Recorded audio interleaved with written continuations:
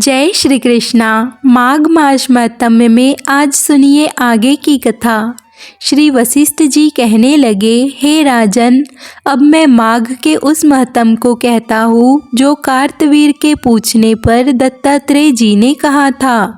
जिस समय साक्षात विष्णु के रूप श्री दत्तात्रेय जी सत्य पर्वत पर रहते थे, तब माहेश्मती के राजा सहस्त्र अर्जुन ने उनसे पूछा, हे योगियों में श्रेष्ठ दत्तात्रेय जी, मैंने सब धर्म सुन लिए, अब आप कृपा करके मुझे माघ मास महत्म भी सुनाइए।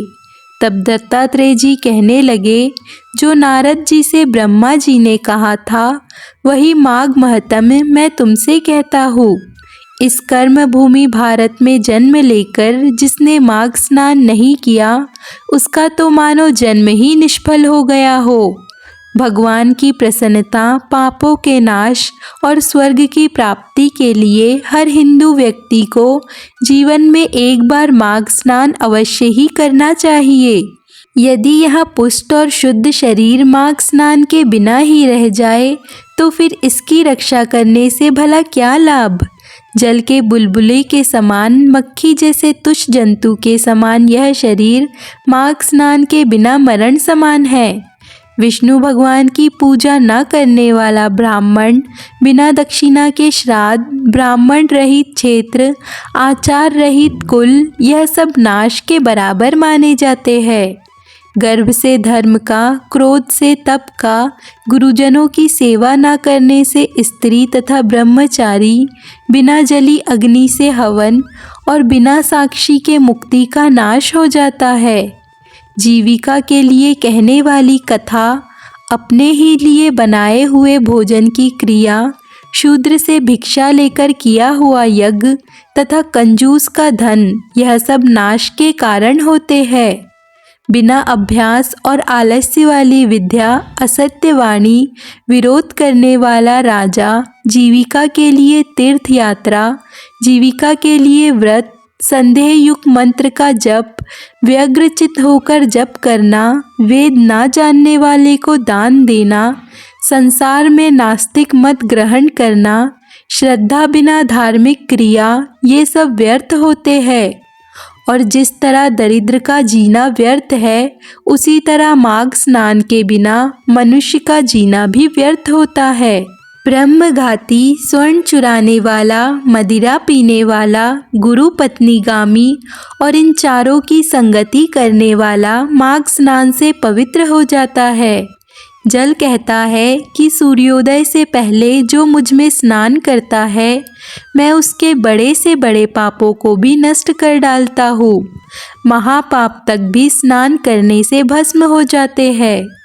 माघ मास स्नान का जब समय आता है, तब सभी पाप भी अपने नाश के भय से कांपने लगते हैं। जैसे मेघों से युक्त होकर चंद्रमा प्रकाश करता है, वैसे ही श्रेष्ठ मनुष्य भी माघ मास में स्नान करके प्रकाशमान हो जाता है। काया, वाचा, मनसा के लिए हुए छोटे या बड़े, नए या पुराने, सभी पाप स्नान करने से ही नष्ट हो जाते हैं। आलस्य में बिना जाने जो पाप किए हो, वह भी नाश को प्राप्त हो जाते हैं। जिस तरह जन्म जन्मांतर के अभ्यास से आध्यात्मिक ज्ञान की प्राप्ति होती है, ठीक उसी तरह जन्मांतर अभ्यास से ही माघ स्नान में मनुष्य की रुचि हो जाती है। यह अपवित्र को पवित्र करने वाला बड़ा तप और संसार रूपी कीचड़ को धोने की पवित्र वस्तु माना जाता है। इसीलिए हे राजन, जो मनवांछित फल देने वाला माघ स्नान नहीं करते, वह सूर्य चंद्रमा के समान भोगों को कैसे भोग सकते हैं। दत्तात्रेय जी कहते हैं कि हे राजन, एक प्राचीन इतिहास कहता हूँ, ध्यान पूर्वक सुनो।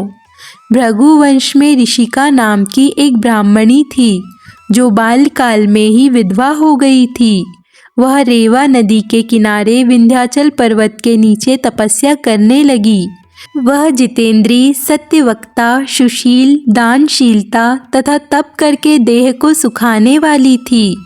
वह अग्नि में आहुति देकर उच्च व्रति द्वारा छठे काल में भोजन करती थी। वह वल्कल धारण करती थी और संतोष से अपना जीवन बिताती थी। उसने रेवा और कपिल नदी के संगम में 60 वर्ष तक माघ स्नान किया और फिर वहीं पर वह मृत्यु को प्राप्त हो गई। माघ मास के स्नान के फल से वह दिव्य 4000 वर्ष तक विष्णु लोक में वास करके सुंद और उपसुंद दैत्यों का नाश करने के लिए श्री ब्रह्मा जी के द्वारा तिलोत्तमा नाम की अप्सरा के रूप में ब्रह्मलोक में उत्पन्न हुई। वह अत्यंत रूपवती, गान विद्या में अति निपुण तथा मुकुट कुंडल से शोभायमान थी। उसका रूप, यौवन और सौंदर्य देखकर ब्रह्मा जी भी चकित हो गए। वह तिलोत्तमा रेवा नदी के पवित्र जल में स्नान करके वन में बैठी हुई थी। तभी सुंद और उपसुंद के सैनिकों ने चंद्रमा के समान उस रूपवती को देखकर अपने राजा सुंद और उपसुंद से उसके रूप का वर्णन किया। सैनिक उन दैत्यों से कहने लगे कि हे महाराज, ऐसी परम सुंदरी स्त्री जो कामदेव को भी लज्जित करती हो, हमने कभी नहीं देखी। आप भी चलकर देखिए। तब वह दोनों दैत्य मदिरा के पात्र रखकर वहां पर आए, जहां पर वह परम सुंदरी बैठी हुई थी। दोनों दैत्यों ने मदिरापान किया हुआ था और काम क्रीड़ा से पीड़ित हुए वे दोनों आपस में ही उस स्त्री रत्न को प्राप्त करने के लिए विवादग्रस्त हो गए और फिर आपस में युद्ध करते हुए वही समाप्त भी हो गए। उन दोनों को मरा हुआ देखकर उनके सैनिकों ने बड़ा कोलाहल मचाया। तब तिलोत्तमा काल रात्रि के समान उनको पर्वत से गिराती हुई दशों दिशाओं को प्रकाशमान करती हुई आकाश में चली गई और देव कार्य सिद्ध करके श्री ब्रह्मा जी के सामने आई। तो ब्रह्मा जी ने बड़ी प्रसन्नता से कहा कि हे देवी, हे चंद्रवणी, मैंने तुमको सूर्य के रथ पर स्थान दिया। जब तक आकाश में सूर्य स्थित है, नाना प्रकार के भोगों को भोगो। इस प्रकार हे राजन, वह ब्राह्मणी अब भी सूर्य के रथ पर माघ मास स्नान के उत्तम भोगों को भोग रही है। इसीलिए श्रद्धावान पुरुषों को उत्तम गति पाने के लिए यत्न के साथ साथ माघ माह में विधि पूर्वक स्नान भी करना चाहिए। दत्तात्रेय जी कहते हैं कि हे राजन, अब मैं तुम्हें एक और पौराणिक कथा सुनाता हूँ, ध्यान पूर्वक सुनो। पूर्व काल में सतयुग के उत्तम निषेध नामक नगर में हेमकुंडल नाम का एक धनी वैश्य, जो कि कुबेर की तरह था, वो रहता था। बहुत ही कुलीन, अच्छे काम करने वाला, देवता, अग्नि और ब्राह्मणों की पूजा करने वाला, खेती किसानी का काम किया करता था। वह गाय, घोड़े, भैंसों आदि का पालन भी करता था, जिस कारण वह गाय और भैंसों से मिलने वाले दूध, दही, छाछ, गोबर, घास, गुड़, चीनी आदि का बाजार में जाकर बेचता भी था। इस तरह उस वैश्य ने सामान बेचकर बहुत सारा धन इकट्ठा कर लिया था। धीरे धीरे वह वैश्य बूढ़ा होने लगा। जब इतना बूढ़ा हो गया कि उसे यह एहसास होने लगा कि अब उसकी मृत्यु उसके निकट है, तब उसने धार्मिक कार्य करने प्रारंभ कर दिए। भगवान श्रीहरि का एक विशाल मंदिर बनवाया। कुएं, तालाब, बावड़ी तथा बहुत सारे फलदार और छायादार बाग बगीचे भी लगवाए। यहाँ तक कि वह सूर्योदय से लेकर शाम होने तक दान ही किया करता था। गांव के चारों तरफ उसने जल के प्याऊ लगवाए। अपने पूरे जन्म में जितने जितने भी पाप कर्म किए थे, उन सभी का प्रायश्चित करने के लिए वो महान पुण्य कर्म करने लगा। उसके 2 पुत्र उत्पन्न हुए, जिनका नाम उसने कुंडल और विकुंडल रख दिया। वैश्य के दोनों लड़के जब बड़े हुए, तब हेमकुंडल गृहस्थी का सब कार्य उन दोनों को सौंपकर तपस्या करने के इरादे से वन में चला गया और वहाँ उसने भगवान श्रीहरि की आराधना शुरू कर दी। अपने शरीर को सुखाकर अंत में भगवान श्रीहरि के लोक को प्राप्त हुआ। अब उसके दोनों पुत्रों को धन वैभव का लालच हो गया, जिससे वह दोनों बुरे कर्मों में लग गए। पिता का एकत्रित किया हुआ धन ही इतना सारा था कि वे उस धन को खर्च करने में लग गए। उन्हें धन कमाने की तो चिंता ही नहीं थी। वह उस धन को ही अनावश्यक कार्यों में खर्च करने लगे। वैश्यागामी बन गए। वीणा और बाजे लेकर वैश्याओं के साथ गाते फिरते थे। अच्छे और सुंदर वस्त्र पहनकर, सुगंधित तेल आदि लगाकर, भांड और खुशामदियों से घिरे हुए हाथी की सवारी और सुंदर घरों में रहते थे। इस प्रकार वैश्य के वे दोनों पुत्र ही धन को बुरे कर्मों में नष्ट करने लगे।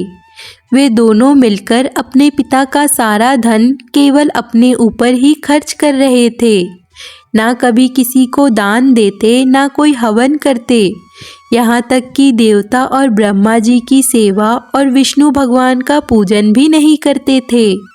इस तरह धन को व्यर्थ करते करते उन दोनों लड़कों के पास जितना भी धन था, वह सब धन समाप्त हो गया और वह दरिद्रता को प्राप्त होकर बहुत दुखी रहने लगे।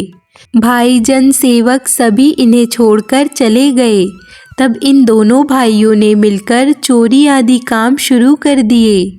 जब राजा के भय से नगर को छोड़कर डाकुओं के साथ यह वन में रहने लगे, तो वहाँ पर अपने तीक्ष्ण बाणों से वन में रहने वाले जंगली पशुओं को मारकर खाने लगे। एक समय इनमें से एक भाई पर्वत पर गया और वहाँ पर उसको शेर मारकर खा गया। दूसरा भाई उसी समय फिर वन को गया, जहाँ उसे काले सांप ने डस लिया, जिससे उसकी भी मृत्यु हो गई। यमराज के दूत उन दोनों को ही बांधकर यम के पास ले गए और कहने लगे कि हे महाराज, बताइए इन दोनों पापियों के लिए क्या किया जाए।